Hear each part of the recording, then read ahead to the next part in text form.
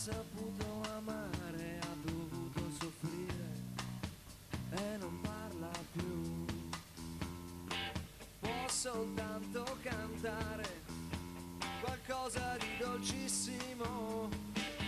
Nell'acquario del mondo una sola sirena, ma bellissima. Forse non lo sapeva, forse non lo voleva, ora è inutile.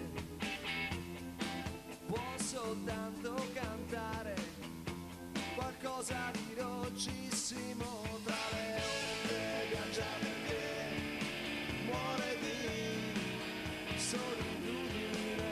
Tra le onde viaggia perché muore di solitudine. E mi accorgo che mi assomiglia un po'.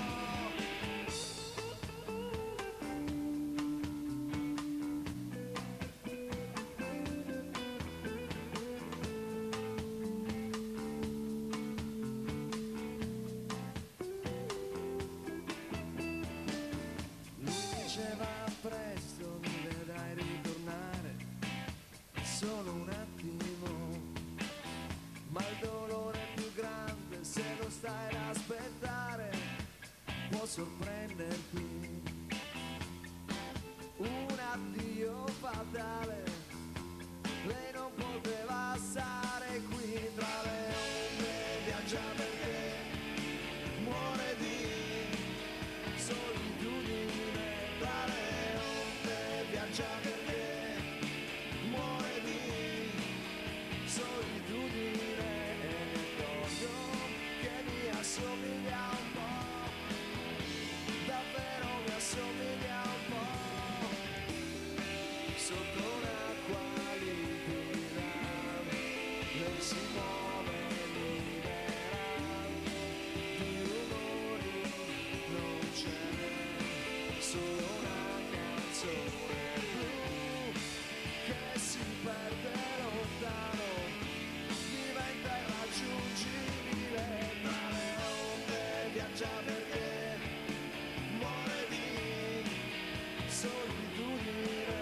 Tra le onde viaggia perché muore di solitudine.